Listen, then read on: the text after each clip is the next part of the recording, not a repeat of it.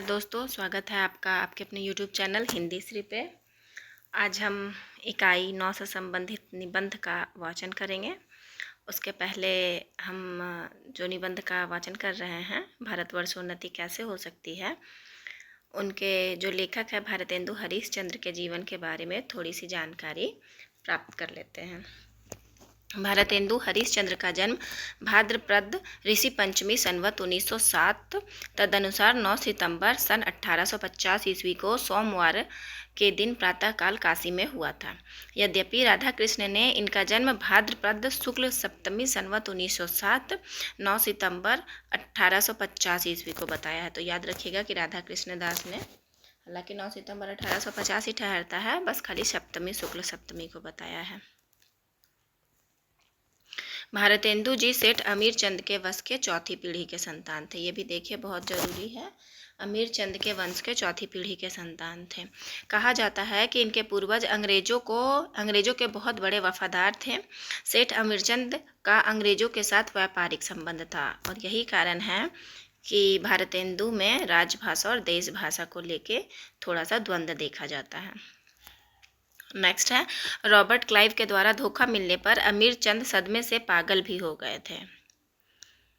उनके यानी अमीर चंद के चौथी पीढ़ी के हैं भारतेंदु जी। भारतेंदु के परदादा फतेह चंद, दादा हर्षचंद तथा पिता गोपाल चंद, उपनाम इनका गिरधर दास था, जैसा कि नाटक में हम लोग जानते हैं। सभी अंग्रेजों के विश्वास पात्र रहे हैं। भारतेंदु के पिता गोपाल चंद उर्फ गिरधर दास विद्वान व्यक्ति के साथ प्रसिद्ध कवि, सधे नाटककार और वैष्णव धर्म के बहुत बड़े उपासक थे। गिरधर दास की मात्र 27 वर्ष की अवस्था में मृत्यु हो गई। इतने कम उम्र में ही उन्होंने 40 ग्रंथों की रचना की। भारतेंदु जी ने अपने पिता द्वारा रचित नहुस को प्रथम नाटक माना है और उन्हें प्रथम नाटककार। ये आपका शुक्ल जी की भी पुस्तक में दिया हुआ है और ये बहुत इम्पोर्टेंट है कि भारतेंदु जी ने किसे प्रथम नाटक माना है। पिता की अल्प आयु में ही मृत्यु हो जाने से भारतेंदु की पढ़ाई विधिवत नहीं हो सकी। कुछ समय ही वे बनारस के क्वींस कॉलेज में पढ़े। आगे चलते हैं। 11 वर्ष की अल्पायु में ही भारतेंदु जी संस्कृत का विधिवत ज्ञान प्राप्त कर लिए थे। यहाँ देखिए 11 वर्ष में उनको संस्कृत का पूरा ज्ञान था। जनश्रुति है कि 5 वर्ष की उम्र में ही भारतेंदु जी पिता की रची पंक्ति ले बढ़ैया ले बयोढ़ा ढाढ़े भय श्री अनुरुद्ध सुजान की दूसरी पंक्ति वानासुर की सैन्य को हनन लगे भगवान गढ़ दिए थे। और ये कथन भी आपका शुक्ल जी से उठाया हुआ है कि उन्होंने 5 वर्ष में ही अपने पिता को एक पंक्ति रचकर सुनाई थी। भारतेंदु जी की माता की मृत्यु होने के बाद पिता ने दूसरी शादी कर ली। विमाता से 2 संतानें हुई, किंतु दोनों मर गए। भारतेंदु जी का विवाह 1863 ईस्वी में अगहन महीने में सिवाले के रईस लाला गुलाब राय की पुत्री मन्नो देवी से हुआ था। याद रखिएगा कि उनकी पत्नी का नाम मन्नो देवी था और ससुर जी का नाम गुलाब राय था। भारतेंदु जी अपने वैवाहिक जीवन से खुश नहीं थे, किंतु पत्नी को सदा सुखी रखते थे। भारतेंदु को 3 संतानें हुई, 2 पुत्र एवं 1 पुत्री। दुर्भाग्यवश दोनों पुत्रों की बचपन में ही मृत्यु हो गई। पुत्री विद्यावती पुत्री का नाम है, ही उनकी इकलौती संतान के रूप में रही। भारतेंदु जी करीब 35 वर्ष जीवित रहे। सन 1885 ईस्वी 6 जनवरी रात्रि 9:45 बजे उनका देहांत हो गया था। भारतेंदु जी बहुत ही उदार, विनम्र, मिलनसार, आत्माभिमानी तथा दानशील व्यक्ति थे। कहा जाता है कि अपने घर की संपत्ति को बांटते देख स्वयं काशी नरेश इन्हें समझाने गए थे। ये भी कथन आपका शुक्ल जी से दिया हुआ है। ये जो कथन है, कहा जाता है कि अपने घर की संपत्ति को बांटते देख स्वयं काशी नरेश इन्हें समझाने गए थे, किंतु उत्तर में उन्होंने कहा था, हुजूर, इस धन ने मेरे पूर्वजों को खाया है, अब मैं इसे खाऊंगा। भारतेंदु जी ने पहली बार साहित्य को सामाजिक कर्म की अवधारणा से जोड़ा और सन 1870 ईस्वी में कविता वर्धनी सभा की स्थापना की। ये बहुत इंपॉर्टेंट है कि कविता वर्धनी सभा की स्थापना कब हुई है। कविता वर्धनी सभा के द्वारा काशीनाथ खत्री का बाल विधवा संताप और अंबिका दत्त व्यास का गौ संकट नाटक का मंचन हुआ था। ये भी बहुत ज़्यादा महत्वपूर्ण तथ्य, और ये जो सारे तथ्य आपको दिख रहे हैं ना, वो सारे तथ्य आपके शुक्ल से उठाए हुए हैं, हूबहू शुक्ल के उठाए हुए हैं। देखिए फिर से मैं बताती हूँ कि कविता वर्धिनी सभा के द्वारा काशीनाथ खत्री का बाल विधवा संताप, यहाँ से एक तथ्य निकलता है कि बाल विधवा संताप का कौन सा बाल विधवा संताप किसकी रचना है, तो काशीनाथ खत्री का। और गौ संकट किसकी रचना है, अंबिका दत्त व्यास का। प्रताप नारायण मिश्र का भी एक गौ संकट है। तो ये दोनों, जो गौ संकट जो अंबिका दत्त व्यास का है और बाल विधवा संताप, इन दोनों रचनाओं का जो मंचन हुआ था कविता वर्धिनी सभा में हुआ था। सन 1873 ईस्वी में सिटी रीडिंग सभा को पेनी रीडिंग क्लब नाम देकर मंचन के लिए व्यवस्थित किया गया था। यहाँ देखिए सन 1873 में इसकी स्थापना कब हुई थी कविता वर्धिनी सभा की, 70 में। और 73 में क्या हुआ था, सिटी रीडिंग सभा को पेनी रीडिंग क्लब के नाम देकर नाट्य मंचन के लिए व्यवस्थित किया गया था। अब देखिए पेनी रीडिंग क्लब में भारतेंदु जी के पढ़े गए लेख हरिश्चंद्र मैगजीन और हरिश्चंद्र चंद्रिका में भी प्रकाशित हुए थे। देखिए पेनी रीडिंग क्लब एक बार फिर से दोहरा लीजिए, 73 में स्थापना हुआ था इसका, और कविता वर्धिनी सभा का 70 में। बार बार चीज़ों को दोहराएंगे तभी वो आपको याद रहता है। पढ़ने वक्त तो आदमी पढ़ लेता है, उस समय लगता है कि याद है, लेकिन जब अकस्मात वो क्वेश्चन हमारे सामने आता है ना, तो कहीं ना कहीं थोड़ा सा हम सोचने पे विवश हो जाते हैं। तो अगर बार बार चीज़ों को मन में दोहराएंगे तो ये नहीं होगा। अब देखिए वल्लभ संप्रदाय में दीक्षित भारतेंदु जी धर्म और ईश्वर संबंधी विचारों के प्रचार हेतु सन 1873 ईस्वी में तदीय समाज की स्थापना की। ध्यान दीजिएगा, जिस वर्ष पेनी रीडिंग क्लब का नाम बदला गया उसी वर्ष तदीय समाज की भी स्थापना की गई है। भारतेंदु के धार्मिक गुरु लोकनाथ माने जाते हैं। देखिए धर्म के गुरु कौन है उनके, लोकनाथ। और साहित्य में ये शिव प्रसाद सितारे हिंद के शिष्य थे। शिव प्रसाद सितारे हिंद के शिष्य थे। भारतेंदु हरिश्चंद्र ने मुशायरा की स्थापना की, जिसमें उर्दू शायर उपस्थित होते हैं। यहाँ सन नहीं दिया हुआ, बस खाली बताया हुआ है कि मुशायरा की स्थापना हुई है। सन 1884 ईस्वी में भारतेंदु जी की ही प्रेरणा से नेशनल थिएटर की स्थापना हुई। लेफ्टिनेंट गवर्नर टॉसमेट के समय काशी में जब लड़कियों का पहला स्कूल खुला तो हरिश्चंद्र ने अपनी बड़ी बहन को पढ़ने के लिए भेजा, जो उस समय के लिए कठिन कार्य था। देखिए यहाँ से भी तथ्य निकल के आ रहे हैं कि काशी में किसने लड़कियों का पहला स्कूल खोला था, तो टॉसमेंट ने, लेफ्टिनेंट गवर्नर टॉसमेंट ने, और उसमें उन्होंने अपनी बड़ी बहन को पढ़ने के लिए भेजा था। भारतेंदु जी को आधुनिक हिंदी का प्रवर्तक माना जाता है। भाषा का परिष्कृत रूप भारतेंदु के गद्य की विविध भाषाओं में निखरती हुई दिखाई पड़ती है। गद्य के अतिरिक्त पद्य की ब्रज भाषा को भी इन्होंने संस्कृत और परिष्कृत किया है। आचार्य शुक्ल जी कहते हैं, पुराने पढ़े हुए शब्दों को हटाकर काव्य भाषा में भी बहुत चलतापन और सफाई लाए हैं। भारतेंदु जी के बारे में है। अब है भारतेंदु जी ने सन 1873 में हरिश्चंद्र मैगजीन पत्रिका निकाली थी। देखिए 1873 से 3 तथ्य निकाल आए। पेनी रीडिंग क्लब का नाम बदला गया और तदीय समाज की स्थापना की गई और हरिश्चंद्र मैगजीन पत्रिका निकाली गई, जिसमें परिमार्जित हिंदी का प्रथम दर्शन होता है। इस बारे में स्वयं भारतेंदु जी ने कहा है, सन 1873 में हिंदी नए चाल में ढली। बहुत महत्वपूर्ण है, बहुत महत्वपूर्ण है ये कथन। आधुनिक काल का प्रथम चरण भारतेंदु युग अथवा पुनर्जागरण काल के नाम से जाना जाता है। शुक्ल ने इसका अवधि सन 1868 ईस्वी से 1893 ईस्वी माना है। वस्तुतः भारतेंदु युग कवि वचन सुधा के प्रकाशन काल 1868 से लेकर के सरस्वती पत्रिका के प्रकाशन काल 1900 ईस्वी तक माना जा सकता है। देखिए कवि सुधा का वचन का प्रकाशन काल यहाँ से कब से स्टार्ट होता है, देखिए 1868 से। एक तथ्य और आप अपने, ये चीज़ें, ये वो तथ्य हैं जिन्हें आपको ज़बान पे आना बहुत ज़रूरी है, बहुत आवश्यक है आपके लिए, अगर आप एग्ज़ाम देने के लिए बैठ रहे हैं नेट की। तो भारतेंदु जी से पूर्व गद्य की भाषाओं में कहीं पंडिताऊपन मुंशी सदा सुखलाल, कहीं ब्रज भाषापन लल्लू लाल, कहीं उर्दूपन सितारे शिव प्रसाद सितारे हिंद, तो कहीं पूर्वीपन सदल मिश्र आदि मिलते हैं। यहाँ देखिए क्या कहने का क्या कहना चाह रहे हैं लेखक, कि भारतेंदु से पूर्व गद्य की भाषा, यानी कि भारतेंदु से पहले जो भाषाएं गद्य के लिए लिखी जा रही थी उसमें पंडिताऊपन था, जो किसका था, सदा सुखलाल का था। ब्रज भाषापन था, जो किसका था, लल्लू लाल का था। उर्दूपन था, वो शिव प्रसाद सितारे हिंद का था। और पूर्वीपन जो था वो सदल मिश्र का था। यहाँ आप उर्दूपन में आप लोग कंफ्यूज कर सकते हैं, अगर उर्दूपन में नाम दे दिया और इंशाअल्लाह खान का नाम दे दिया तो जाहिर सी बात है अधिकतर इंशाअल्लाह अल्लाह खान के साथ चले जाएंगे। तो याद रखिएगा, उर्दूपन गद्य, भारतेंदु के पहले जो गद्य मिलता था उसमें उर्दूपन किसकी भाषा में था? शिव प्रसाद सिदारे हिंद की भाषा में। भारतेंदु जी के समय में कविता में रीतिकालीन प्रवृत्तियां पूरी तरह समाप्त नहीं हुई थी। इस काल में भी कविगण राधा कृष्ण के मधुर प्रेम को आधार बनाकर श्रृंगारी कविताएं लिख रहे थे तथा उनका ध्यान नवीन विषयों की ओर भी हुआ था। आचार्य रामचंद्र शुक्ल जी कहते हैं, भारतेंदु जी एक और पद्माकर और द्विजदेव की परंपरा में दिखाई पड़ते हैं तो दूसरी ओर स्त्री शिक्षा, समाज सुधार आदि पर भी व्याख्यान देते नजर आए हैं। ये भी बहुत इंपॉर्टेंट है कि किसकी परंपरा में भारतेंदु जी दिखाई देते हैं? तो पद्माकर और द्विजदेव।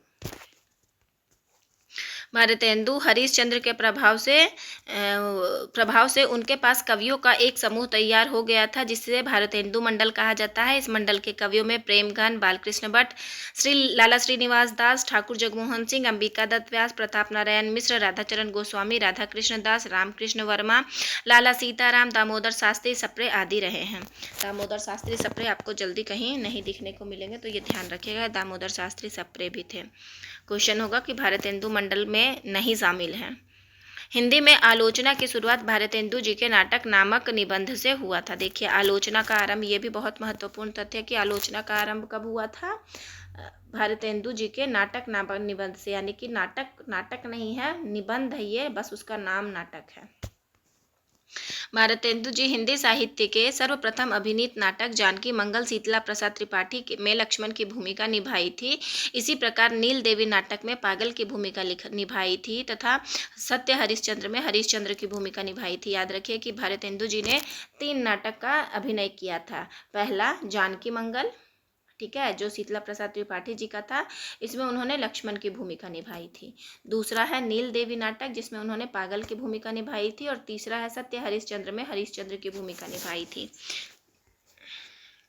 भारतेंदु ने अपनी कविता दशरथ विलाप और फूलों का गुच्छा खड़ी बोली में लिखा है। ये भी बहुत महत्वपूर्ण तथ्य है। दशरथ विलाप और फूलों का गुच्छा खड़ी बोली में लिखा है। भारतेंदु जी उर्दू में रसा उपनाम से रचनाएं किया करते थे। यहाँ भी ध्यान रखिए कि रसा उपनाम से रचना किया करते थे। भारतेंदु हरिश्चंद्र को भारतेंदु की उपाधि सन 1880 ईस्वी में काशी के पंडित रघुनाथ राव द्वारा प्रदान की गई है। हाँ, इससे पहले सार सुधानिधि पत्रिका ने भी यह उपाधि देने का प्रस्ताव किया था। देख लीजिए फिर से एक बार।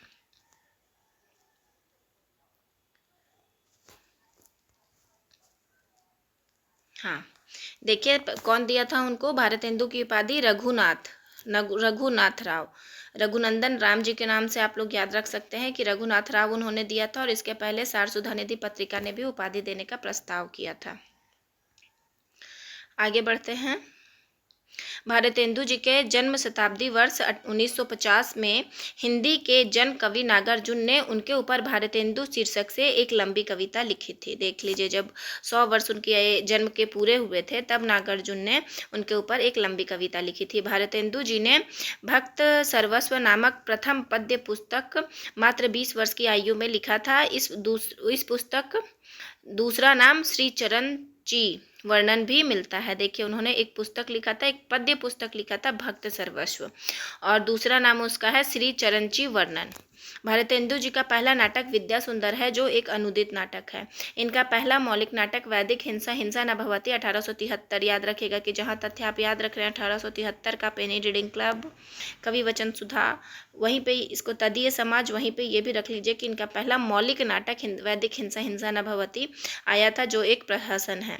और पहला नाटक इनका विद्या सुंदर, जो अनुदित नाटक है। दोनों क्वेश्चन को ध्यान से, अगर क्वेश्चन आए तो ध्यान से रखिएगा कि पहला नाटक बोल रहा है या पहला मौलिक नाटक बोल रहा है। अगर पहला नाटक के बारे में पूछेगा तो वहाँ हम विद्या सुंदर को आंसर करेंगे, और पहला मौलिक नाटक पूछेगा तो हम वहाँ वैदिक हिंसा हिंसा न भवति का नाटक करेंगे, उत्तर करेंगे।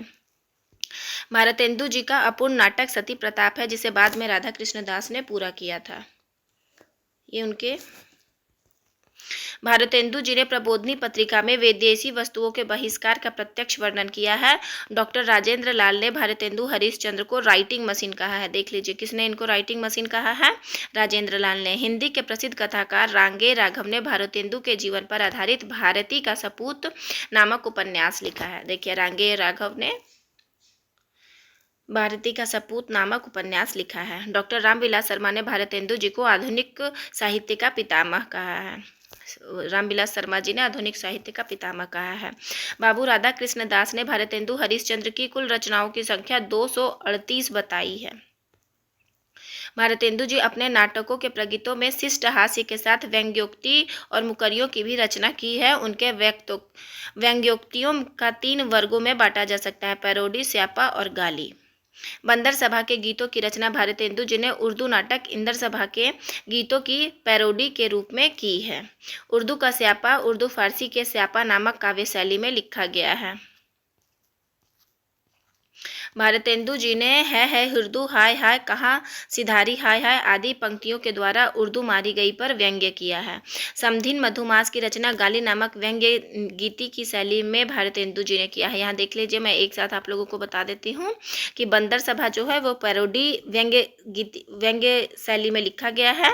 उर्दू का स्यापा व्यंग्य शैली में लिखा गया है। और यहाँ पे समधिन मधुमास जो है गाली व्यंग्य गीति शैली में लिखा गया है। नए जमाने की मुकरी शीर्षक से भारतेंदु जी ने सामाजिक राजनीतिक विसंगतियों को लेकर खुसरो की शैली में मनोहारिणी मुकरियों की रचना की है। भारतेंदु युग में रीतिकालीन काव्य शैलियों में समस्या पूर्ति लोकप्रिय काव्य पद्धति थी। श्रृंगारिक विषयों की अधिकता वाले इस शैली में कवियों की सूझबूझ, उक्ति वैचित्र्य और आशु कवित्व की परख होती है। भारतेंदु जी का काव्य संग्रह फूलों का गुच्छा में कुल 36 पद हैं, जिसमें उर्दू की 13 लावनियां हैं। फूलों का गुच्छा पे से क्वेश्चन आता है क्योंकि ये उनकी खड़ी बोली की रचना है, तो आप लोग याद रखिएगा। फूलों का गुच्छा में कुल 36 पद हैं और उसमें लावनियों की संख्या कितनी है? 13 है। ये लावण्य अत्यंत साधारण और दोषपूर्ण है। भारतेंदु जी ने सतसई श्रृंगार काव्य में बिहारी सतसई के 85 दोहों पर कुंडलियां बनाई है। देखिए, सतसई श्रृंगार जो है काव्य में बिहारी सतसई जो है उसमें 85 दोहों पर एक कुंडलियां बनाई हैं। प्रेम माधुरी भारतेंदु जी की सर्वश्रेष्ठ काव्य कृति है। इस संग्रह में 2 दोहे, 46 कवित और 85 सवैये हैं। देखिएगा, प्रेम माधुरी इनका सर्वश्रेष्ठ काव्य कृति है, जिसमें 2 दोहे हैं, 46 कवित हैं और 85 सवैये हैं। कवित सवैया पर आधारित इनका यह एकमात्र संग्रह है। काशी नागरी प्रचारणी सभा द्वारा भारतेंदु ग्रंथावली भाग 1 और 2 का प्रकाशन किया गया है। देखिए, भारतेंदु ग्रंथावली का प्रकाशन किसने किया है? तो नागरी प्रचारणी सभा द्वारा। बाबू श्याम सुंदर दास द्वारा भारतेंदु नाटकावली का प्रकाशन इंडियन प्रेस से सन 1927 ईस्वी में किया गया था। श्याम सुंदर दास ने 1927 में क्या किया? भारतेंदु नाटकवली का प्रकाशन किया है। किससे किया है? इंडियन प्रेस से किया है। बाबू राधा कृष्ण दास ने भारतेंदु हरिश्चंद्र के कुल नाटकों की संख्या 20 बताई है। देखिए, भारतेंदु जी की रचनाओं को अब देख लेते हैं। भारतेंदु जी की रचनाएं जो हैं, भारतेंदु जी की रचनाओं को देख लेते हैं। काव्य है उनका भक्त सर्वस्व, पहली काव्य कृति है जो 1870 ईस्वी में आई थी। प्रेम मालिका 1871, प्रेम माधुरी 1875, प्रेम तरंग 1877, उत्तरार्ध भक्तमाल 1877, गीत गोविंदानंद 1878, वर्षा विनोद 1880, फूलों का गुच्छा 1882, प्रेम फुलवारी 1883, बकरी विलाप, दशरथ विलाप, विनय प्रेम 50, राग संग्रह मधु मुकुल 1880, सतसई श्रृंगार 1878, होली 1889, प्रेम प्रलाप 1877, सुमनांजलि, तन्मय लीला, बंदर सभा, दान लीला, नए जमाने की मुकरी, कृष्ण चरित्र 1883। उपन्यास इनके हैं पूर्ण प्रकाश 1890 में, चंद्रप्रभा 1890 में। उपयुक्त दोनों उपन्यासों को मराठी से अनुदित एक सामाजिक उपन्यास माना जाता है। रेखाचित्र एक कहानी कुछ आप बीती कुछ जग बीती 1875 ईस्वी में है। निबंध है इनका साहित्य और सांस्कृतिक निबंध कैटेगरी में बटा हुआ है। यहाँ पे साहित्यिक और सांस्कृतिक निबंध जो है वो है खुशी, हिंदी भाषा, भारतवर्ष की उन्नति कैसे हो सकती है, जिसे आज हम लोग पढ़ेंगे, जातीय संगति, ग्रीष्म ऋतु आदि। ऐतिहासिक और जीवनी परक निबंध है इनका बूंदी का राजवंश, कश्मीर कुसुम, कालचक्र, रामायण का समय, महाराष्ट्र, देश का इतिहास आदि। ऐतिहासिक निबंध है इनका कालिदास, वल्लभाचार्य, जयदेव, रामानुजाचार्य, शंकराचार्य, सुकरात, नेपोलियन तृतीय, लॉर्डम्यो, लॉर्ड लॉरेंस, मुहम्मद बीवी फातिमा, अली, इमाम हसन, इमाम हुसैन आदि। धार्मिक निबंध तदीय सर्वस्व, वैष्णव सर्वस्व, वल्लभीय सर्वस्व, माघ शीर्ष महिमा, हिंदी कुरान शरीफ, यीशु ख्रिस्ट वाइस कृष्ण, वैष्णवता और भारतवर्ष आदि ये धर्म से संबंधित इनके निबंध हैं। हास्य व्यंग्य निबंध, स्त्री सेवा पद्धति, मुशायरा, पांचवें पैगंबर, ईश्वर बड़ा विलक्षण है, लेवी प्राण लेवी, कानून, ताजीरात शौहर आदि। रिपोर्टाज निबंध है इनका, दिल्ली दरबार दर्पण या जो हमारे सिलेबस में लगा हुआ है। यात्रा निबंध, सरयू पार की यात्रा, वैद्यनाथ की यात्रा, हरिद्वार तथा जनकपुर की यात्रा, लखनऊ जबलपुर आदि। कला संबंधी निबंध है, संगीत सार नाटक। प्रहसन संबंधी निबंध है, स्वर्ग में विचार सभा का अधिवेशन, सभय जाति गोपाल की, बसंत पूजा, जाति विवेकिनी आदि। पुरातत्व विषयक निबंध है, कन्नौज के राजा का दानपत्र, अशोक की चार दीवारी, क्वींस कॉलेज के फाटकों के लेख, इंडियन म्यूजियम काशी मणिकर्णिका, बोध गया के लेख, सारनाथ आदि। इन्होंने संपादन किसका किसका किया है वो देखिए। कवि वचन सुधा का 1868 में, मासिक पाक्षिक और बाद में साप्ताहिक हो गया है। ये भी आपको बहुत ध्यान देना होगा कि पहले वो मासिक था, बाद में पाक्षिक हुआ और बाद में साप्ताहिक हो गया है। हरिश्चंद्र चंद्रिका 1873 में, मासिक पूर्व के 8 अंकों का प्रकाशन हरिश्चंद्र मैगजीन नाम से है। बाला बोधनी सभा 1874 ईस्वी में, स्त्री से संबंधित बाला बोधनी 1874 स्त्री शिक्षा से संबंधित मासिक पत्रिका है। नाटक है इनके, भारतेंदु हरिश्चंद्र के नाटकों को 3 वर्गों में बांटा जा सकता है, मौलिक, अनुदित और अपूर्ण। मौलिक नाटक है इनके, प्रवास 1868, वैदिक हिंसा हिंसा न भवति 1873, सत्य हरिश्चंद्र 1875, प्रेम जोगनी 1875, विशस्य विषमौषधम 1876, श्री चंद्रावली 76, भारत जन्नी 1877, भारत दुर्दशा 1880, नील देवी 1881, अंधेर नगरी 1881, सती प्रताप 1873, नव मल्लिका अप्रकाशित। अनुदित नाटक है इनका, विद्या सुंदर 1868, ये यतीन्द्र मोहन के बांग्ला नाटक का अनुवाद है। अब आपको ये तो सबको पता है कि विद्या सुंदर किनकी नाटक है। अब आपको ये याद रखना है कि विद्या सुंदर जो है ये वो बांग्ला नाटक का अनुवाद है, और वो बांग्ला नाटक किन्होंने लिखा था, यतीन्द्र मोहन जी ने। पाखंड विडंबन 1872 ईस्वी, ये प्रबोध चंद्रोदय के तृतीय अंग का अनुवाद है जो कृष्ण मिश्र के रचना थी। पाखंड विडंबन जो 1872 ईस्वी में आई थी। धनंजय विजय 1873 में आई है, कांचन कवि के नाटक का अनुवाद है। कर्पूर मंजरी 1875 में आई है, राज सेवकर कवि के प्राकृत भाषा की रचना का अनुवाद है। मुद्रा राक्षस 1878 में आई है, विशाख दत्त के नाटक का अनुवाद है। दुर्लभ बंधु 1880, इसे वंशपुर का महाजन नाम से भी जाना जाता है। यह शेक्सपियर की अंग्रेजी नाटक मर्चेंट ऑफ वेनिस का अनुवाद है। ये भी बहुत इंपॉर्टेंट है, दुर्लभ बंधु याद रखिएगा। शेक्सपियर के अंग्रेजी नाटक मर्चेंट ऑफ वेनिस का अनुवाद है। मृक्षकटिक अप्रकाशित संस्कृत नाटक से अनुदित है ये। और यहाँ पे आप लोग एक बार ना क्रमवार भी याद रखिएगा, क्योंकि इधर आगे क्वेश्चन ना क्रमवार ज़्यादा दे रहा है। अपूर्ण नाटक है इनका, प्रवास नाटक 1868, रत्नावली 1868, नव मल्लिका अप्रकाशित, मृक्षकटिक अप्रकाशित। शैली की दृष्टि से नाटकों का वर्गीकरण, नाटक, प्रवास, विद्या सुंदर, सत्य हरिश्चंद्र, मुद्रा राक्षस, दुर्लभ बंधु, नव मल्लिका, मृक्षकटिक। नाटिका है इनका, रत्नावली, श्री चंद्रवली और प्रेम जोगनी। ये भी आपको बहुत महत्वपूर्ण है जो भी कर रहे हैं, क्योंकि आपको कथन और कारण में इसमें दे देता है क्वेश्चन। नाटिका इनकी कौन कौन सी है, रत्नावली, श्री चंद्रवली और तथा प्रेम जोगनी। प्रहसन है इनका, अंधेर नगरी और वैदिक हिंसा हिंसा न भवति। गीति रूपक है इनका, नील देवी और सती प्रताप। रूपक है इनका, पाखंड विडंबन। लास्य रूपक है इनका, भारत दुर्दशा। भान है इसका, विशस्य विषमौषधम। नाट्य गीत है, भारत जन्नी, व्यायोग, धनंजय विजय, सट्टक, कर्पूर मंजरी। अब देखिए, कथानक की दृष्टि से समस्त नाटकों का वर्गीकरण किया गया है। इनका पौराणिक है, पौराणिक नाटक इनके कौन कौन से हैं, प्रवास, सत्य हरिश्चंद्र, श्री चंद्रावली, सती प्रताप, धनंजय विजय, कर्पूर मंजरी, नवमल्लिका। आख्यानक कौन है, विद्या सुंदर, रत्नावली और दुर्लभ बंधु। सामाजिक है, अंधेर नगरी, प्रेम जोगनी और वैदिक हिंसा हिंसा न भवति। ऐतिहासिक है, मुद्रा राक्षस और नील देवी। धार्मिक धार्मिक नाटक है इनके, पाखंड विडंबन। राष्ट्रीय है, भारत जन्नी और भारत दुर्दशा। राजनीतिक है, विशस्य विषम औषधम और मृक्षकटिकम। अब हम लोग मूल रचना की चलिए अब बढ़ते हैं हम मूल रचना की ओर, जो भारतवर्षोन्नति कैसे हो सकती है। स्टार्ट करते हैं। आज बड़े आनंद का दिन है कि छोटे से नगर बलिया में हम इतने मनुष्यों को एक बड़े उत्साह के साथ एक स्थान पर देखते हैं। इस अभागे आलसी देश में जो कुछ हो जाए वही बहुत है। बनारस ऐसे बड़े बड़े नगरों में जब कुछ नहीं होता तो हम यह ना कहेंगे कि बलिया में जो कुछ हमने देखा वह बहुत ही प्रशंसा के योग्य है। ध्यान दीजिएगा कि व्यंग्य कहाँ कर रहे हैं, बनारस के बड़े नगरों पर कर रहे हैं बलिया के माध्यम से। इस उत्साह का मूल कारण जो हमने खोजा तो प्रकट हो गया कि इस देश के भाग्य से आजकल यहाँ सारा समाज ही एकत्र है। रॉबर्ट साहब बहादुर ऐसे कलेक्टर जहाँ हो वहाँ क्या नहीं हो सकता, क्यों ना ऐसा समाज हो। माफ़ कीजिएगा, रॉबर्ट साहब बहादुर ऐसे कलेक्टर जहाँ हो वहाँ क्यों ना ऐसा समाज हो। देखिएगा किसका नाम आया है, रॉबर्ट साहब का। रॉबर्ट साहब का नामों को बहुत ध्यान से दीजिएगा, नहीं होता है तो लिख लीजिए।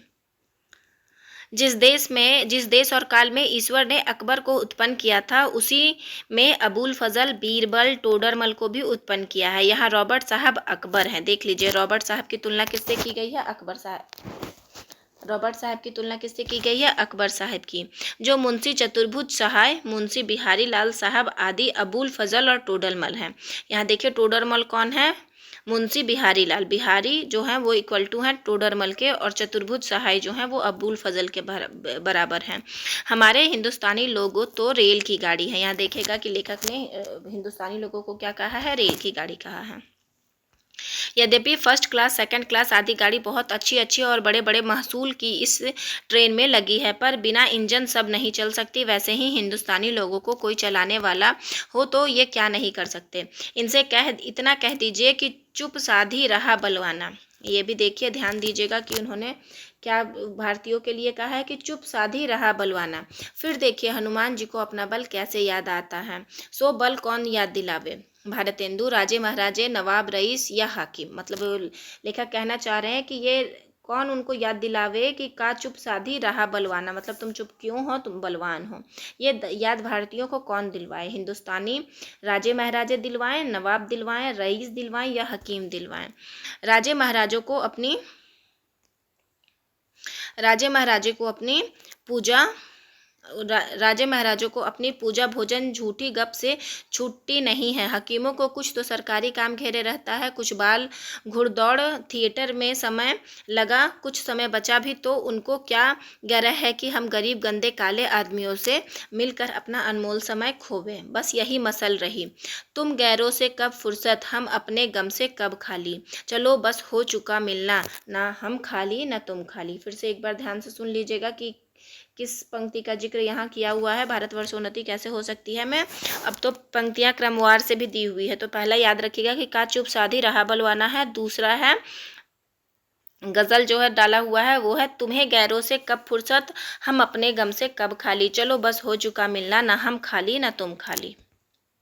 आगे है तीन मेंढक। यहाँ भी ये भी ध्यान दीजिएगा कि तीन मेंढक का जिक्र भारतवर्षोन्नति कैसे में हो सकती है। बहुत महत्वपूर्ण तथ्य आपके ये निबंध में मिलते जा रहे हैं।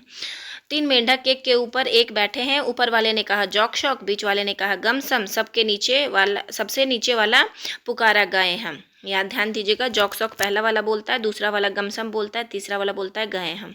सो हिंदुस्तान की प्रजा की दशा भी यही है, यानी कि गए हम, यानी कि हिंदुस्तान की प्रजा कैसी है, जो सबसे नीचे दबी हुई है। तीसरे मेंढक के अनुसार जो सबसे नीचे दबा हुआ है। पहले भी जब आर्य लोग हिंदुस्तान में आकर बसे थे, राजा और ब्राह्मणों के जिम्मे यह काम था कि देश में नाना प्रकार की विद्या और नीति फैलावे। और अब भी ये लोग चाहे तो हिंदुस्तान प्रतिदिन क्या प्रतिछीन बढ़े, पर इन्हीं लोगों को निकम्मे पन्ने घेर रखा है। बौद्धारो मत्सर ग्रसता प्रभव समर दूषिता। हम नहीं समझते हैं कि इनको लाज भी क्यों नहीं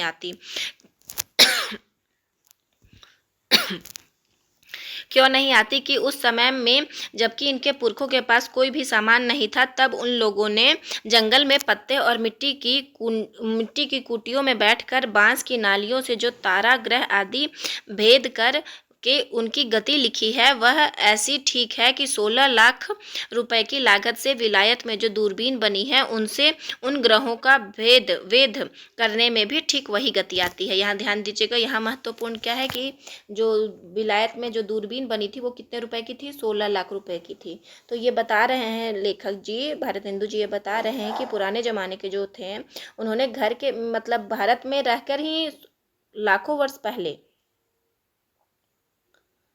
लाखों वर्ष पहले ही उन्होंने ये बता दिया था कि तारों का दूरी कितना है, और वही 16 लाख रुपए की लागत वाले विलायती मशीन भी सेम वही बताते हैं जो भारतीय पहले ही बता चुके हैं।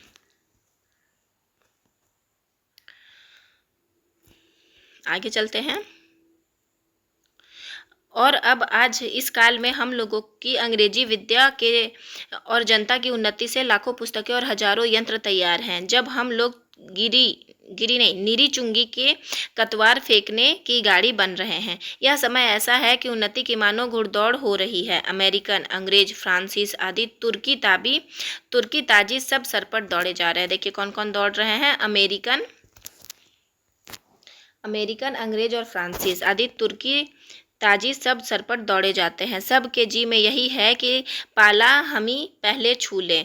उस समय हिंदू की टियावाड़ी खेल खड़े खड़े टाप से मिट्टी खोदते हैं, और इनको औरों को जाने दीजिए। जापानी टट्टुओं को हाफते हुए दौड़ते देख कर के भी लाज नहीं आती। यह समय ऐसा है कि पीछे रह जाएगा, फिर कोटि उपाय किए भी आगे ना बढ़ सकेगा। लूट की इस बरसात में भी जिसके सिर पर कमबख्ती की छाता है और आंखों में मूर्खता की पट्टी बंधी रहे, उन पर ईश्वर का कोप ही कहना चाहिए। व्यंग्य कर रहे हैं लेखक कि अगर लोग मतलब ये ईश्वर का कोप समझना चाहिए कि जब दुनिया इतने सब चीज़ों को आगे होड़ लगा हुआ है आगे बढ़ने के लिए, और इस पे भी अगर किसी का मूर्खता, आंखों पे मूर्खता की पट्टी बंधी है और सिर पर कमबख्ती का छाता है, यानी कि वो कुछ नहीं कर रहे हैं, तो इन्हें ऐसा नहीं कहना चाहिए कि वो कमबख्त है, उन्हें ईश्वर का कोप कहना चाहिए, ऐसा लेखक कह रहे हैं। मुझको मेरे मित्रों ने कहा था कि तुम इस विषय पर आज कुछ कहो कि हिंदुस्तान की कैसे उन्नति हो सकती है। भला इस विषय पर मैं और क्या कहूँ। भागवत में एक श्लोक दिया है। देखिए भागवत का एक श्लोक है जो महत्वपूर्ण है। बस आपको ये याद रखना है कि भागवत का भी एक श्लोक इसमें दिया हुआ है। निर्देह माद्यं सुलभं सुदुर्लभं प्लवं सुकल्पं गुरुकर्णधारं मया अनुकूलेन तपः स्वतेरितं पुनांग भवाब्धि न तरेत न आत्महा। भगवान कहते हैं, इसका हिंदी अर्थ देखिए कि भगवान कहते हैं कि पहले तो मनुष्य जन्म ही दुर्लभ है, माफ़ कीजिएगा, पहले तो मनुष्य जन्म ही दुर्लभ है, सो मिला और उस पर गुरु की कृपा और उस पर मेरी अनुकूलता। इतना सामान पाकर भी मनुष्य इस संसार सागर को पार ना जाए, आप उसको आत्महत्यारा कहना चाहिए। वही दशा इस समय हिंदुस्तान की है। अंग्रेजों के राज्य में सब प्रकार के सामान पाकर, अवसर पाकर भी हम लोग जो इस समय उन्नति ना करें तो हमारे केवल अभाग्य और परमेश्वर का कोप ही है। सास और अनुमोदन से एकांत रात में सोने रंग महल में जाकर भी बहुत दिनों से प्राण से प्यारे परदेसी पति से मिलकर छाती ठंडी करने की इच्छा भी उसका लाज से मुंह भी ना देखे, बोले भी ना, तो उसका अभाग्य ही है। यहाँ व्यंग्य कह रहे हैं कि परदेश में जो मतलब व्यक्ति अपने पत्नी से मिलने जाता है उसको जितना लाज आता है, उससे भी ज़्यादा निकम्मे लोगों को, अभी जो भारतीय जो कुछ नहीं कर रहे हैं भारत के लिए, उनको आना चाहिए। अभाग्य ही है, वह तो कल परदेश चला जाएगा। वैसे ही अंग्रेजों के राज्य में भी जो हम मेंढक, काट के उल्लू, पिंजड़े के गंगाराम ही रहें, तो यहाँ देखिए 3 लोगों को कहा गया है भारतीयों को, मेंढक, काट के उल्लू और पिंजड़े के गंगाराम ही रहे, तो फिर हमारी कमबख्ती फिर कमबख्ती ही हैं। बहुत लोग यह कहेंगे कि हमको पेट के धंधे के मारे छुट्टी ही नहीं रहती।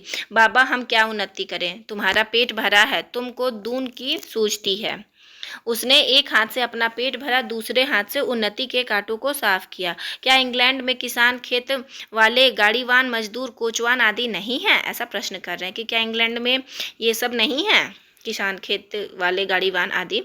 किसी देश में भी सभी पेट भरे हुए नहीं होते, किंतु वे लोग जहाँ खेत जोतते बाते हैं वहीं उसके साथ यह भी सोचते हैं कि ऐसी कौन नई कल व मसाला बनावे जिससे इस खेत में आगे से दून अनाज उपजे। विलायत में गाड़ी के कोचवान भी अखबार पढ़ते हैं। जब मालिक उतरकर किसी दोस्त के यहाँ गया, उसी समय कोचवान ने गद्दी के नीचे से अखबार निकाला। यहाँ उतनी देर कोचवान हुक्का पिएगा और या गप करेगा, सो गप भी निकम्मी। वहाँ के लोग गप में भी देश के प्रबंध छाटते हैं। सिद्धांत यह है कि वहाँ के लोगों का यह सिद्धांत है कि एक छिन्न भी व्यर्थ न जाए, उसके बदले यहाँ के लोगों को जितना निकम्मापन हो उतना ही बड़ा अमीर समझा जाता है। आलस्य यहाँ इतनी बढ़ गई है कि मलुकदास जी ने दोहा ही बना डाला। याद रखिएगा कि किनकी दोहा का जिक्र इसमें किया गया है, भागवत का कथन दिया गया है, मलुकदास जी की पंक्ति दी गई है। अजगर करे ना चाकरी, पंछी करे ना काम, दास मलुका कह गए सबके दाता राम।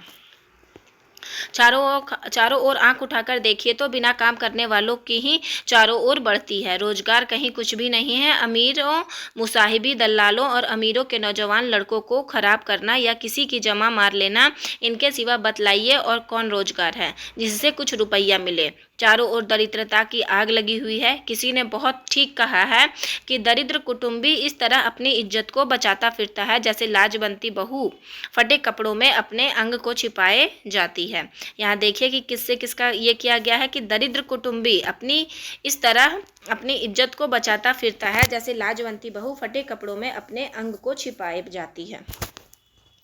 वही दशा हिंदुस्तान की है। मुद्दरमशुमारी का रिपोर्ट देखने से स्पष्ट होता है। देखिए किसकी रिपोर्ट देख रहे हैं? मुद्दरमशुमारी का। मुद्दरमशुमारी का रिपोर्ट देखने से स्पष्ट होता है कि मनुष्य दिन दिन यहाँ बढ़ते जाते हैं और रुपया दिन दिन कमती होता जाता है। सो अब बिना ऐसा उपाय किए काम नहीं चलेगा कि रुपया भी बढ़े और वह रुपया बिना बुद्धि के ना बढ़ेगा। भाइयों, राजा महाराजा का मुँह मत देखो, मत यह आशा रखो कि पंडित जी कथा में ऐसा उपाय बतलाएंगे कि देश का रुपया और बुद्धि बढ़े। तुम आप ही कमर कसो, आलस छोड़ो। कब तक अपने को जंगली, हूस, मूर्ख, बोदे, डरपोक करवाओगे? दौड़ो इस घोड़दौड़ में, जो पीछे पड़े तो फिर कहीं ठिकाना नहीं है। फिर कब कब राम जनकपुरी आए हैं। पंक्ति ध्यान दीजिए कि फिर कब कब राम जनकपुरी आए हैं। अब की जो पीछे पड़े तो फिर रसातल ही पहुँचोगे। जब पृथ्वीराज को कैद करके गोर ले गए तो शहाबुद्दीन का भाई गयासुद्दीन से किसी ने कहा कि वह शब्दबेदी बाण बहुत अच्छा मारता है। एक दिन सभी नियत हुई और 7 लोहे के तावे बाण से फोड़ने को रखे गए। पृथ्वीराज को लोगों ने पहले से ही अंधा कर दिया था। संकेत यह हुआ कि जब गयासुद्दीन हूँ करे तब वह तावे पर बाण मारे। चंद कवि भी उसके साथ कैदी था। यह सामान देखकर उसने यह दोहा पढ़ा। देखिएगा कौन सा दोहा पढ़ा था? अब की चढ़ी कमान को जाने फिर कब चढ़े, जिन चूके चहुआन इक्के मारा इक सर। इसका संकेत समझकर जब गयासुद्दीन ने हूँ किया तो पृथ्वीराज ने उसी को बाण मार दिया। वही बात अब है। अब की चढ़ी इस समय के सरकार के राज्य पाकर और उन्नति का इतना सामान पाकर भी तुम लोग अपने को ना सुधारो तो तुम ही रहो। और वह सुधारना भी ऐसा होना चाहिए कि सब बात में उन्नति हो। धर्म में, घर के काम में, बाहर के काम में, रोजगार में, शिष्टाचार में, चाल चलन में, शरीर में, बल में, समाज में, युवा में, वृद्ध में, स्त्री में, पुरुष में, अमीर में, गरीब में, भारतवर्ष की सब आस्था, सब जाति, सब देश में उन्नति करो। सब ऐसी बातों को छोड़ो जो तुम्हारे इस पथ के कंटक हो। चाहे तुम्हें लोग निकम्मा कहें या नंगा कहें, क्रिस्तान कहें या भ्रष्ट कहें, तुम केवल अपने देश की दीन दशा को देखो और उनकी बात मत सुनो। अपमान पुरस्कृत्य मानं कृत्वा तु पृष्ठतः स्वकार्य साधयेत, धीमान कार्य ध्वंसो ही मूर्खता। जो लोग अपने को देश हितैषी मानते हो वह अपने सुख को होम करके, अपने धन और मान का बलिदान करके कमर कस के उठो। देखा देखी थोड़े दिन में सब हो जाएगा। अपनी खराबियों के मूल कारणों को खोजो। कोई धर्म की आड़ में, कोई सुख की आड़ में छिपे हैं, उन चोरों को वहाँ से पकड़ कर लाओ, उनको बांध बांध कर कैद करो। हम इससे बढ़कर क्या कहें कि जैसे तुम्हारे घर में कोई पुरुष व्यभिचार करने आवे तो जिस क्रोध से उसको पकड़कर मारोगे और जहां तक तुम्हारे में शक्ति होगी उसका सत्यानाश करोगे, उसी तरह इस समय जो बातें तुम्हारे उन्नति पथ में काटा हो उनकी जड़ खोद कर फेंक दो। कुछ मत करो जब तक 100-200 मनुष्य बदनाम ना होंगे, जात से बाहर ना निकाले जाएंगे, दरिद्र ना हो जाएंगे, कैद ना होंगे, वरंच जान से भी ना मारे जाएंगे, तब तक कोई देश ना सुधरेगा। अब यह प्रश्न होगा कि भाई हम तो जानते ही नहीं कि उन्नति और सुधारना किस चिड़िया का नाम है, किसको अच्छा समझे, क्या ले क्या छोड़े। तो कुछ बातें जो इस शीघ्रता से मेरे ध्यान में आती है उनको मैं कहता हूँ, सुनो। क्या बता रहे हैं भारतेंदु जी? देखिए, सब सुन्नियों का मूल धर्म है। ये क्वेश्चन है कि सब सुन्नियों का मूल क्या है? धर्म है। इससे सब, ये PYQ का यह प्रश्न है आपका। इससे सबसे पहले धर्म की ही उन्नति करना ही उचित है। देखो अंग्रेजों की धर्म नीति राजनीति परस्पर मिली है, इससे उनकी दिन दिन कैसी उन्नति हुई है उनको जाने दो। अपने ही यहाँ देखो, तुम्हारे धर्म की आड़ में नाना प्रकार के नीति, समाज गठन, वैद्यक आदि भरे हुए हैं। एक मिसाल सुनो। तुम्हारा बलिया के मेला की यही स्थान क्यों ना चुना गया है? क्यों चुना गया है? क्यों बलिया का स्थान वो पूछ रहे हैं कि तुम्हारा बलिया का मेला का यही स्थान क्यों चुना गया है, जिसमें जो लोग कभी आपस में नहीं मिलते, 10-10 5-5 कोस से लोग एक जगह एकत्र होकर आपस में मिले, एक दूसरे का दुख सुख जाने, गृहस्थी के काम की वह चीज़ें जो गांव में नहीं मिलती यहाँ से ले जाएं। एकादशी का व्रत क्यों रखा है? जिसमें महीने में 2 एक उपवास से शरीर शुद्ध हो जाए। गंगा जी नहाने जाते हैं तो पहले पानी सिर पर चढ़ाकर तब पैर पर डालने का विधान क्यों है, जिससे तलुए से गर्मी सिर पर चढ़कर विकार न उत्पन्न करे। दिवाली इस हेतु है कि इसी बहाने साल भर में एक बार तो सफाई हो जाए। होली इस हेतु है कि बसंत की बिगड़ी हवा स्थान स्थान पर अग्नि जलने से स्वच्छ हो जाए।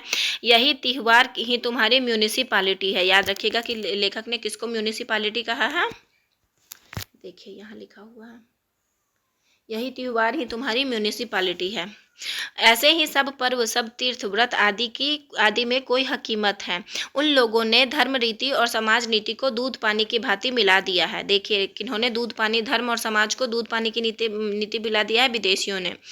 खराबी जो बीच में हुई वह यह है कि उन लोगों ने धर्म क्यों मानने लिखे थे, इसका लोगों ने मतलब नहीं समझा और इन बातों को वास्तविक धर्म मान लिया। भाइयों, वास्तविक धर्म तो केवल परमेश्वर के चरण कमल का भजन है। ये सब तो धर्म, समाज धर्म है जो देश काल के अनुसार शोधे और बदले जा सकते हैं। दूसरी खराबी यह हुई कि उन्हीं महात्मा बुद्धिमान ऋषियों के वंश के लोगों ने अपने बाप दादों का मतलब ना समझकर बहुत से नए नए धर्म बनाकर शास्त्रों में धर दिए। बस सभी तिथि व्रत और सभी स्थान तीर्थ हो गए। सो इन बातों को अब एक बार आंख खोलकर देख और समझ लीजिए कि फलानी बात उन बुद्धिमान ऋषियों ने क्यों बनाई और उनमें देश और काल के अनुकूल और उपकारी हों उनका ग्रहण कीजिए। बहुत सी बातें जो समाज विरुद्ध मानी जाती हैं किंतु धर्म शास्त्रों में जिसका विधान है उनको मत चलाइए, जैसा जहाज का सफ़र, विधवा विवाह आदि। लड़कों के छोटेपन ही में शादी करके उनका बल, बीरज, आयुष सब मत घटाइए। आप उनके माँ बाप हैं या शत्रु, वीर्य उनके शरीर में पुष्ट होने दीजिए। नून तेल लकड़ी की फिक्र करने की बुद्धि सीख लेने दीजिए, तब उनका पैर काठ में डालिए। कुलीन प्रथा, बहु विवाह आदि को दूर कीजिए। लड़कियों को भी पढ़ाइए किंतु इस चाल में नहीं जैसे आजकल पढ़ाई जाती है, जिससे उपकार के बदले बुराई होती है। ऐसी चाल में उनको शिक्षा दीजिए कि वह अपना देश और कुल धर्म सीखें, पति की भक्ति करें और लड़कों को सहज में शिक्षा दें। वैष्णव शास्त्र इत्यादि नाना प्रकार के लोग आपस में बैर छोड़ दे, यह समझ इन झगड़ों का नहीं है। हिंदू जैन मुसलमान सब आपस में मिलिए। जाति में कोई चाहे ऊंचा हो चाहे नीचा हो, सबका आदर कीजिए। जो जिस योग्य हो उसे वैसा मानिए। छोटी जाति के लोगों का तिरस्कार करके उनका जी मत तोड़िए। सब लोग आपस में मिलिए। मुसलमान भाइयों को भी उचित है कि इस हिंदुस्तान में बस कर वे लोग हिंदुओं को नीचा समझना छोड़ दें। ठीक भाइयों की भांति हिंदुओं से बर्ताव करें, मतलब जैसे बर्ताव कहते हैं वैसे हिंदुओं से भी करें। ऐसी बात जो हिंदुओं का जी दुखाने वाली हो ना करें। घर में आग लगे सब जिठानी द्योरानी को आपस में ढाह छोड़कर एक साथ वह आग बुझानी चाहिए। जो बात वह हिंदुओं का नहीं मयस्सर है वह धर्म के प्रभाव से मुसलमानों को सहज प्राप्त है। उनकी जाति नहीं, खाने पीने में चौका चूल्हा नहीं, विलायत जाने में रोक टोक नहीं। फिर भी बड़े ही सोच की बात है कि मुसलमानों ने अभी तक अपनी दशा कुछ नहीं सुधारी। अभी तक बहुतों को यही ज्ञात है कि दिल्ली लखनऊ की बादशाहत कायम है। यारों वे दिन गए, अब आलस हठ धर्मी यह सब छोड़ो। चलो हिंदुओं के साथ तुम भी दौड़ो। एक एक दो होंगे, मतलब एक और एक अकेले भी दौड़ेंगे तो धीरे कोई एक एक करके 2 हो जाएंगे। पुरानी बातें दूर करो। मीर हसन और इंदर सभा पढ़ा कर छोटे ही से लड़कों का सत्यानाश मत करो। याद रखिएगा कि किसके पढ़ने से छोटे बालकों का सत्यानाश होता है, तो मीर हसन और इंदर सभा, ये दोनों नहीं पढ़ने का सलाह दे रहे हैं। होश संभाला नहीं कि पढ़ी पारसी, चुस्त कपड़ा पहनना और गजल गुनगुनाए। शौक तिल्फी से तुझे गुल की जो दीदार का था, ना किया हमने गुलिस्ता का सबक याद कभी। भला सोचो कि इस हालत में बड़े होने पर वे लड़के क्यों ना बिगड़ेंगे। अपने लड़कों को ऐसी किताबें छूने भी मत दो। कौन सी 2 रचना का? मीर हसन और इंदर सभा, ये 2 रचना को छूने नहीं पढ़ने नहीं कह रहे हैं। याद रखिएगा, क्योंकि ये उल्टी भाषा है। ऊपर में पढ़ाई को सशक्त बनाने की बात भारतेंदु जी ने किया है, लेकिन यहाँ पे ये 2 रचनाओं का नहीं पढ़ने की सलाह दे रहे हैं। अच्छी से अच्छी उनको तालीम दो, पेंशन और वजीफे या नौकरी का भरोसा छोड़ो, लड़कों को रोजगार सिखलाओ, विलायत भेजो, छोटेपन से मेहनत करने की आदत दिलाओ, 100 महलों के लाड़ प्यार, दुनिया से बेखबर रहने की राह मत दिखलाओ। हिंदू भाइयों, तुम भी मतांतरों का आग्रह छोड़ो, आपस में प्रेम बढ़ाओ। इस मंत्र का जप करो, जो हिंदुस्तान में रहे, चाहे किसी जाति किसी रंग का क्यों ना हो, वह हिंदू है। हिंदू की सहायता करो। बंगाली, मराठा, पंजाबी, मद्रासी, वैदिक, जैन, ब्राह्मणों, मुसलमानों, सब एक का हाथ पकड़ो। सब एक का हाथ एक पकड़ो, कारीगिरी जिससे तुम्हारी बढ़े, यहाँ बढ़े तुम्हारा रुपया, तुम्हारे ही देश में रहे, वह करो। देखो, जैसे हजार धारा होकर गंगा समुद्र में मिली है, वैसे ही तुम्हारी लक्ष्मी हजार तरह से इंग्लैंड, फ्रांसीस, जर्मन, अमेरिका को जाती है। कहाँ कहाँ जाती है? इंग्लैंड, फ्रांसीस, जर्मन, अमेरिका को जाती है। दिया सलाई ऐसी तुच्छ वस्तु भी वहीं से आती है। जरा अपने ही को देखो, तुम जिस मार्किन की धोती पहने हो वह अमेरिका की बनी है। अब यहाँ भी आपका बहुत इंपॉर्टेंट और याद रखने के लिए है कि धोती कहाँ की बनी हुई है? अमेरिका की। जिस लकलाट का तुम्हारा अंगा है वह इंग्लैंड का है। लकलाट का अंगा कहाँ का है? लकलाट का अंगा इंग्लैंड का है। धोती कहाँ की है? अमेरिका की है। फ्रांसीस की कंघी से तुम सिर झाड़ते हो, और कंघी कहाँ की है? फ्रांस की है। जर्मनी की चरबी की बत्ती तुम्हारे सामने जल रही है। यह तो वही मसल हुई कि बेफिक्रे, ये मैं बाद में बताऊंगी, ये मैं पहले फिर से आपको बता देती हूँ। धोती अमेरिका की है, लकलाट का अंगा इंग्लैंड का है, कंघी फ्रांस की है, और जो ज्योति हम जला रहे हैं, जो मोमबत्ती या लालटेन उस समय जल रहा होगा, वो कहाँ से आई थी? वो जर्मनी से आई थी। ठीक है। यह तो वही मसल हुई कि एक बेफिक्रे मंगती का कपड़ा पहनकर किसी महफिल में गए, मतलब मांग कर कपड़ा किसी महफिल में चले गए हैं। मतलब अगर जो हमारे विदेश से जो सामान आ रहे हैं और उसको हम लोग यूज़ कर रहे हैं, तो वो किसके बराबर है कि महफिल में हम मतलब किसी पार्टी वगैरह में गए हैं, तो मांग कर, हमारे पास पहनने के लिए अच्छे कपड़े नहीं है तो हमने किसी से मांग कर अपना कपड़ा पहन लिया है। यह तो वही मसल हुई, एक बेफिक्रे मंगती का कपड़ा पहनकर किसी महफिल में गए। कपड़े को पहचान कर एक ने कहा, अजी अंगा तो फलाने का है। दूसरा बोला, अजी टोपी भी फलाने की है। तो उन्होंने हंसकर जवाब दिया कि घर की तो मूछें ही मूछें हैं। हाय अफसोस, तुम ऐसे हो गए कि अपने नीज की काम के वस्तु भी नहीं बना सकते। भाइयों, अब तो नींद से जागो, अपने देश के सब प्रकार से उन्नति करो, जिसमें तुम्हारी भलाई हो, वैसे ही किताब पढ़ो, वैसे ही खेल खेलो, वैसा बातचीत करो, परदेसी वस्तु और परदेसी भाषा का भरोसा मत रखो, अपने में अपनी भाषा की उन्नति करो। ध्यान दीजिएगा आप लोग कि भाषा की उन्नति करने कह रहे हैं।